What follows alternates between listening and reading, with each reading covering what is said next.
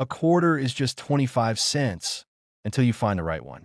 Some 1988 quarters have sold for hundreds, and in rare cases, well over $1,000. That's right, an ordinary coin from the late 80s, still found in pocket change, can be worth far more than its face value if it carries the right error or condition. And today, we're going to uncover exactly why the 1988 Washington quarter deserves a second look. Now, when most people think about valuable coins, their minds go straight to older silver pieces. After all, quarters before 1965 were made of 90% silver. By 1988, that silver had long been gone, replaced by copper-nickel clad. So at first glance, the 1988 quarter doesn't seem all that special. But here's the twist. Even modern clad coins can hold tremendous value when errors slip through the mint or when collectors compete for the highest graded examples. Let's begin with the basics. The 1988 quarter features the familiar portrait of George Washington on the obverse, designed by John Flanagan back in 1932. On the reverse, you'll find the eagle, wings spread wide, perched on a bundle of arrows with olive branches beneath. This design had been used for decades, and while it was familiar to Americans in 1988, what makes certain examples stand out today are the small mistakes or unusual variations that escape quality control. The first thing collectors look at is where the coin was struck. Quarters from this year were minted at Philadelphia and Denver for circulation, and at San Francisco for proof sets. The Philadelphia coins bear no mint mark, while Denver quarters have a small D on the front, right by Washington's ponytail. Proof quarters from San Francisco show an S. Most of these coins are worth face value, but the story changes dramatically when you add errors and condition into the mix. One of the most exciting types of errors you might find on a 1988 quarter is an off-center strike. This happens when the blank planchet isn't seated properly in the press and the design is stamped off to one side. Depending on how dramatic the misalignment is, values can range from $50 to several hundred. A dramatic off-center, with both date and mint marks still visible, is especially prized. Another error worth knowing is the double strike. Imagine the coin being hit by the dies, then slipping slightly and being struck again. The result is a distorted, doubled image, sometimes on just one side, sometimes on both. These coins can bring in impressive prices, especially if the doubling is bold and clear. Then there are clip planchets. If the blank metal sheet wasn't fed correctly into the cutting machine, you can get a quarter that looks like it has a bite taken out of it. Collectors love these oddities, and depending on the severity, they can fetch anywhere from $20 to a few hundred. But perhaps the most dramatic errors are those involving the wrong metal. Every once in a while, a coin ends up struck on a planchet intended for another denomination. For 1988 quarters, that could mean being struck on a nickel planchet or even on a copper cent planchet. These errors are rare, but when they appear at auction, they make headlines. In some cases, such pieces have sold for over $1,000. Now, condition matters too. Even without an error, a 1988 quarter in pristine condition can surprise you. Professional grading services like PCGS and NGC rate coins on the Sheldon scale, which goes from 1 to 70. A grade of 70 means a flawless coin, with no marks even under magnification. While finding a perfect MS-70 circulation strike is nearly impossible, high-grade examples, say MS-66 or MS-67, can command hundreds of dollars because collectors chase the very best for their sets. Take, for instance, in 1988, D quarter graded MS-67. While the same coin in worn condition is only worth 25 cents, that top-grade piece is sold for hundreds at auction. That's the power of condition. And proof coins have their own market. The San Francisco Mint produced mirror-like proofs in 1988, often still kept in their original government packaging. A flawless proof, especially one with deep cameo contrast, can be worth far more than a circulated counterpart. While most proof quarters sell for a few dollars, a perfect grade can push values into the triple digits. But here's something most people overlook: transitional and mechanical errors. Around this time, the Mint was preparing for future design and die changes, and once in a while, Mismatched dies or misaligned hubs created coins that don't quite match their peers. Collectors sometimes call these odd varieties, and while they can be subtle, sharp-eyed hobbyists pay big money for them.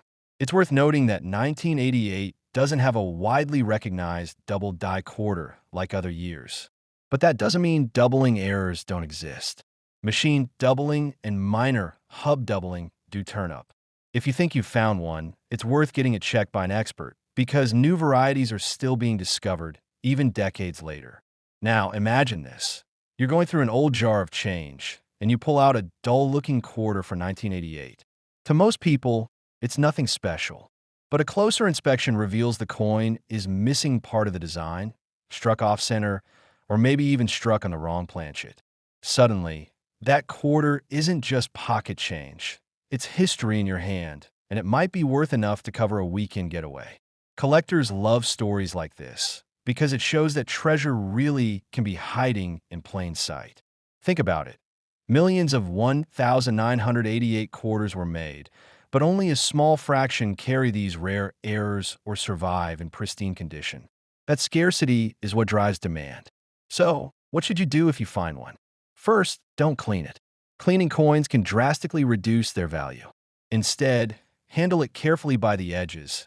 Maybe place it in a protective holder and do some research. Look at auction records for similar errors or grades. And if you truly think you have something rare, send it to a grading service. A certified coin not only preserves its value, but also makes it much easier to sell if you decide to part with it.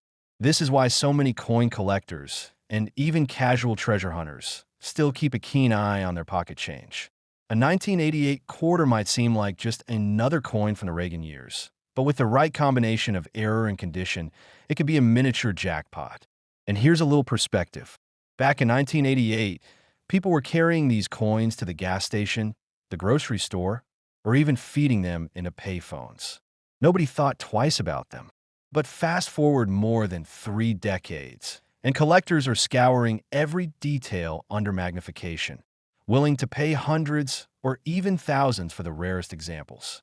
That's the beauty of numismatics. It turns everyday objects into pieces of history, each with its own story. So the next time you get change at the store, don't just let those coins pile up in a drawer. Take a moment, check the date, the mint mark, and look closely for anything unusual.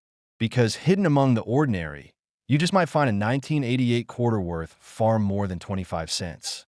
And remember, coins like these remind us of something important. History is all around us, even in the smallest, most ordinary things we carry in our pockets. Who knows? The next rare treasure could already be sitting in yours. Imagine finding a coin in your pocket change that looks completely ordinary, but could secretly be worth hundreds or even thousands of dollars. That's exactly the case with the 1979 United States quarter. At first glance, it's just another Washington quarter, minted in the millions and easily overlooked.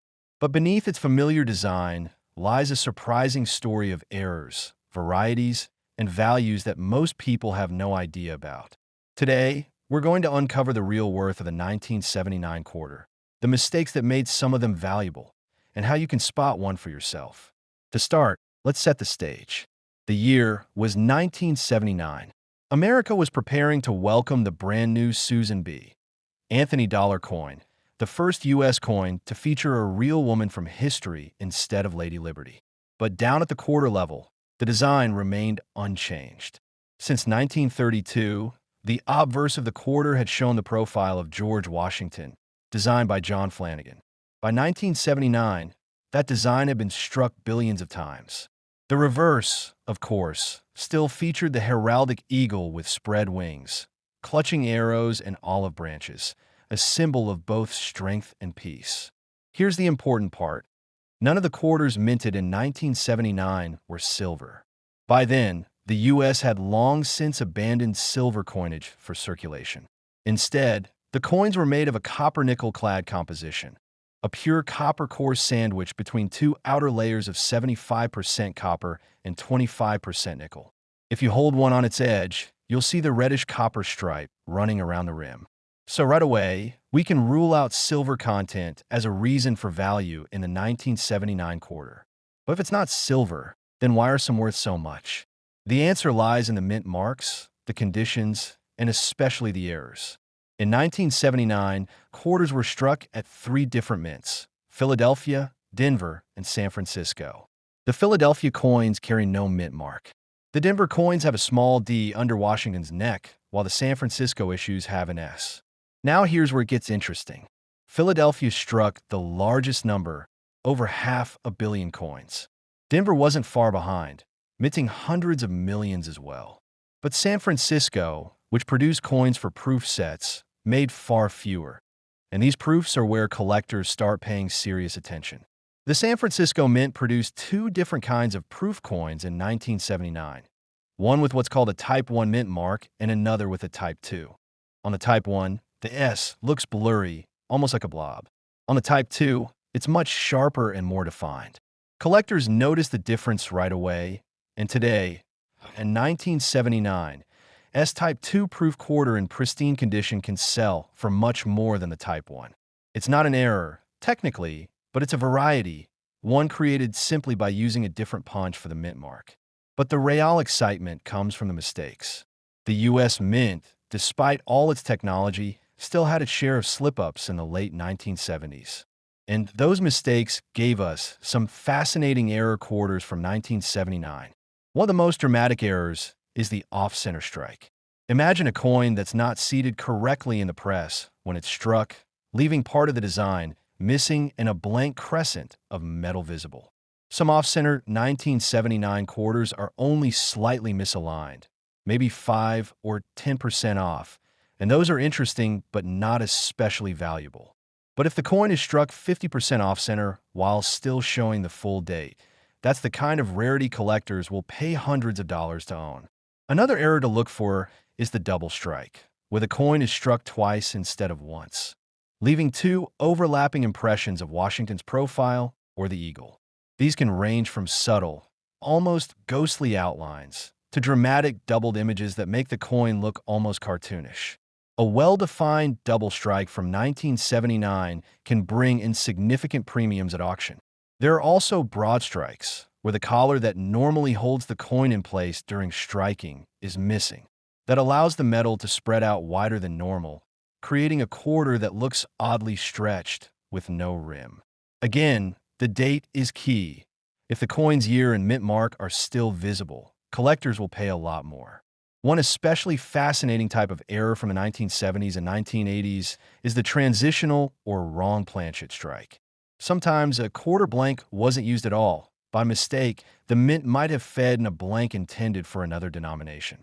That means you could, in theory, have a 1979 quarter design struck on a nickel planchet, making it smaller and lighter, or even on a Susan B. Anthony dollar planchet, which would be larger and the wrong metal entirely. These wrong planchet errors are among the most valuable of all, with some examples from other years selling for thousands. If you ever come across a 1979 quarter that looks too small, too light, or too heavy, it's worth having weighed and authenticated. Now, let's talk about condition. Even without dramatic errors, some 1979 quarters are worth more than their face value simply because they've survived in pristine condition. Most coins in circulation get worn down quickly. Scratches, nicks, and dull luster are the norm. But if a coin was set aside early, untouched, and later graded by a professional service like PCGS or NGC, it could command surprising prices. For example, in 1979, D quarter graded at the highest mint state levels, with strong luster and no marks, has sold for well over $100. It's not life-changing money, but it's a big leap from just 25 cents. Proof coins are another category altogether. These were specially made for collectors, with polished dies and mirror-like surfaces. A 1979 S-proof quarter, especially the Type 2 with the sharp mint mark, can sell for much more if it's graded at the highest levels. In fact, perfect proof 70 examples have sold for several $100s. The key is that perfection matters. Just a single hairline scratch can drop the value dramatically. So what should you be looking for if you want to check your own 1979 quarters? First, always look at the mint mark.